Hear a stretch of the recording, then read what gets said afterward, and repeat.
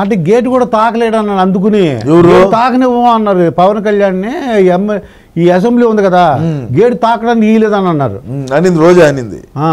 అది అడిగిపోయింది. ఇప్పుడు కంటికి కనపడకుండా పోయింది. అది 40,000 ఫైన్ ఎంతో పోయింది. మరి ఏంటి రోజా పరిస్థితి ఏంటి తమ్ముడు? మాజీ పర్యాటక శాఖ మంత్రి కదా, పర్యటనలు చేసుకుంటా ఉంటది.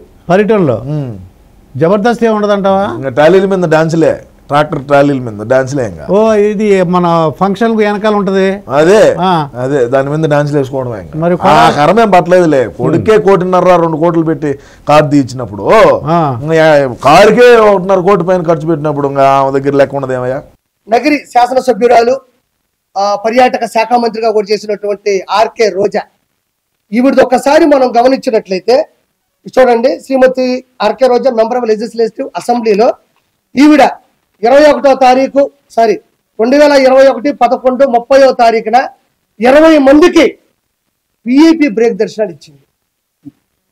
20 మందికి విఐపి బ్రేక్ దర్శనాలు ఇచ్చింది. కావాలంటే ఒకసారి నేను ప్రింట్ తీసుకున్నా, అంటే అధికారికంగా రిలీజ్ చేసిన దాన్ని, కొండ మీద నుంచి వచ్చిన ఒక పేపర్ని నేను ప్రింట్ తీసుకున్నా. మీరు మామూలుగా గూగుల్లోకి వెళ్ళి సెర్చ్ చేసినా కూడా ఇది దొరుకుతుంది. 20 మందికి M Srinivas Chakravarthi, K Ashok Goud, N Rammohan, R Lakshman Perumal, ఈయన చెన్నై అనుకుంటా. మార్నింగ్ విఐపి బ్రేక్ దర్శనం on 1/12/2021 following by below names and family members. కింద ఆవిడ సంతకం పెట్టినటువంటి ఈ పేపరు. ఇంకొకటి ఏంటంటేనండి, పెద్దిరెడ్డి రామచంద్రారెడ్డి, ఈయన ఏకంగా తిరుమల తిరుపతి దేవస్థానంలో విఐపి బ్రేక్ దర్శనాల్ని 58 మందిని పంపించాడు ఒకటే రోజు. 58 మందిని ఒకే రోజు విఐపి బ్రేక్ దర్శనానికి పంపించినాడు. చూసుకోండి ఒకసారి. కావాలంటే ఈ డేట్ కూడా చెప్తా. 2024 2వ నెల 12వ తారీఖు doctor P Ramachandra Reddy, MA PhD. చూడండి, ఆయన సంతకం కూడా పెట్టాడు. 58 మందిని కూడా పంపించినాడు. అంటే పాపం ఏ క్యాడర్ అయినా, ఏ కేటగిరీ అయినా, ఏ ఎంపీ అయినా, ఏ క్యాబినెట్ మినిస్టర్ అయినా, ఏ సెంట్రల్ మినిస్టర్ అయినా, ఏ శాసన సభ్యులైనా, ఏ గెజిటెడ్ ఆఫీసర్ అయినా, ఏ సెలబ్రిటీ అయినా, ఏ విఐపి అయినా, అధికారులు, జడ్జిలైనా, ఏదైనా కూడా టీటీడీ బోర్డులో ఒక రూల్ ఉంటుంది. ఎంతమందిని పంపించవచ్చు అనేది ఒక శాసనమో, ఒక ఫార్ములానో, ఒక ఫండమెంటల్ థియరీ ఉంటుంది. వీళ్ళు అడ్డదిడ్డంగా, సంబంధం లేకుండా 151 సీట్లు వచ్చిన అధికార గర్వంతో, అహంకారంతో, అధికార దుర్వినియోగంతో 58 మందిని పెద్దిరెడ్డి రామచంద్రారెడ్డి, 20 మందిని రోజా, అంటే ఒక్క రోజులో అతను 58 మందిని, ఈవిడ 20 మందిని పంపించిందంటే 151 శాసనసభ్యులు, 22 మంది ఎంపీలు, ఇంకా సెంట్రల్ మినిస్టర్లు, క్యాబినెట్ మినిస్టర్లు, అంటే ఇద్దరే ఇంతమందిని పంపిస్తే ఒక రోజులో 365 ఇంటూ 5 సంవత్సరాల్లో ఈ ఎంపీలు, సెంట్రల్ మినిస్టర్లు, క్యాబినెట్ మినిస్టర్లు, శాసనసభ్యులు వీళ్ళందరూ కలిసి వాళ్ళు ఒక్కొక్క లెటర్ మీద ఎంతమందిని పంపించుంటారని నేను అడుగుతా ఉన్నా.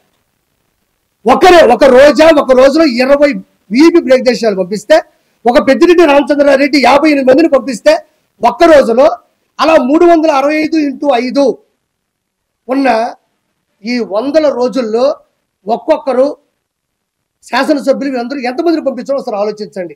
ఇదంతా ఎందుకు చెప్తున్నానంటే, పోయినారు, దేవుని దర్శించుకున్నారు, అయిపోయింది.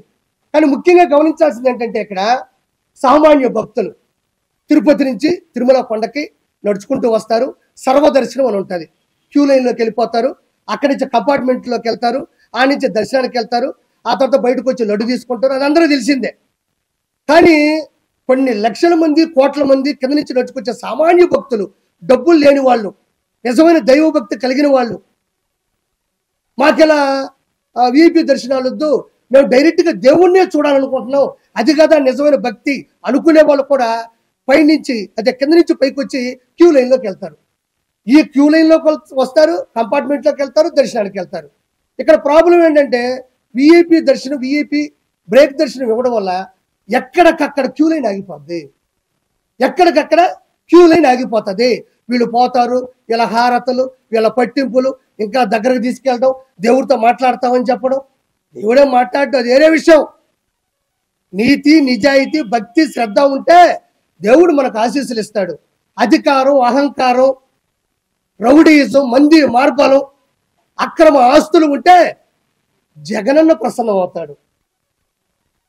జగనన్న కనబడతాడు, జగనన్న దర్శనం ఇస్తాడు, వెంకటేశ్వర స్వామి కాదు. భక్తి శ్రద్ధతో వెళ్తే వెంకటేశ్వర స్వామి మంచిగా ఆశీస్సులు ఇస్తాడు. ఈ విధంగా అధికార దుర్వినియోగం వెళ్తే ఆకారం ఉంటుంది తప్ప ఆశీస్సులు ఉండవు. ఈ విధంగా కొన్ని వందల మందిని వీపీ బ్రేక్ చేసడానికి వెళ్ళి సామాన్య ప్రజలందరూ కూడా క్యూ లైన్లో ఆగిపోయినారు. వాళ్ళు కదలాలి కదా, ఇక్కడ క్యూ లైన్ కదలాలా, క్యూలోకి వెళ్తే కంపార్ట్మెంట్లకు కదలాలా, కంపార్ట్మెంట్లకు వెళ్తే దర్శనం కదలాలా, దర్శనం కదిలితే లడ్డు తీసుకోవాలా, లడ్డు తీసుకుంటే కిందకి రావాలా. వీటి వల్ల ఎంత ట్రాఫిక్ జామ్ క్యూ లైన్లో జరుగుతుందో ఒకసారి ఆలోచించండి. ఎంతమంది, ఇంకో మాట చెప్తున్నా, మీరు చర్లపల్లిలో జైలు చూస్తుంటారు, చెంచులగూడలో జైలు చూస్తుంటారు, నెల్లూరులో చూస్తుంటారు, రాజమండ్రిలో చూస్తుంటారు, అండమాన్ నికోబార్లో చూస్తుంటారు. కానీ 2019 నుంచి 2024లో తిరుమల కొండ మీద జైలును చూశారా? ప్రజలు భక్తులు చూశారు.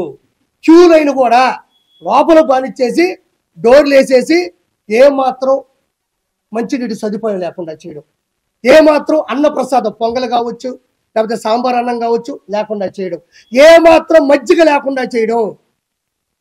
అంటే ఇక లోపలికి వెళ్తారు, పిల్ల చల్ల ఉంటారు, ముసలాళ్ళు ఉంటారు, థైరాయిడ్ పేషెంట్లు ఉంటారు, షుగర్ ఉంటుంది, బీపీ ఉంటుంది, కొంతమందికి ఆస్మా ఉంటుంది, కల్తీలు పడిపోతూ ఉంటాయి. లోపల పోతే కనీసం ఫ్యాన్లు కూడా తిరగనీయకుండా చేశారు. ఇలా లోపలికి వెళ్ళిన వాళ్ళని జైల్లో ఉన్న ట్రీట్మెంట్ కాదా ఇది?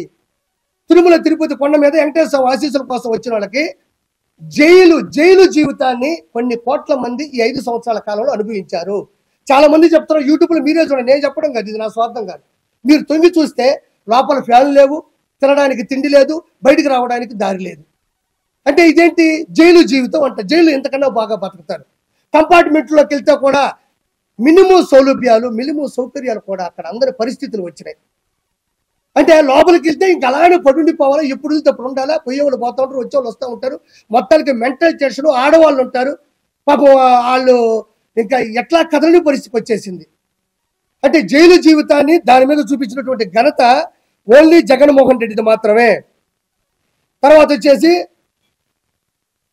ఆయన చేసిన వాటిలో ఇంత అరాచకం పైన మళ్ళీ చెప్తుండ ఎవరికొద్దు, పైన కింద నుంచి వచ్చే జనాలకి పులి భయం పెట్టాడు, కర్ర ఇచ్చి స్టిక్కర్ వేసుకున్నాడు. పైకి వచ్చిన తర్వాత వాటర్ బాటిల్ 75 రూపాయలు, గాజుది 75 రూపాయలు, 20 రూపాయలు ఉండాల్సినటువంటి వాటర్ బాటిల్ 75 రూపాయలు పెట్టాడు. తిరిగి ఇస్తే డబ్బులు ఇస్తా అన్నాడు. భక్తులు తిరిగి ఆ నీళ్ళన్నీ దాగేసి ఆడిచ్చేసి పోతారు. అది ఎలాగో కుదరదు. ఆ టెండర్లు అంతా ఎవరికి ఇచ్చినారు? ఆ గాజువి, ఆ వాటరు పెద్దిరెడ్డి రామచంద్రారెడ్డి, భువన కరుణాకర్ రెడ్డి, వైవి సుబ్బారెడ్డి వీళ్ళకి ఇచ్చుకున్నారు. ధర్మారెడ్డి ఎగ్జిక్యూటివ్ ఆఫీసర్గా ఉన్న నేతృత్వంలో. దాని తర్వాత అన్నదానంలో అన్నం ఉడికేది కాదు, సాంబార్ పాసిపి ఉండేది, పచ్చడి స్మెల్ వచ్చేది. దాన్ని నాశనం చేశారు. హుండీలో ప్రతి ఒక్కరూ ముడుపులు చెల్లించుకుంటారు, మొక్కులు తీర్చుకునే పద్ధతిలో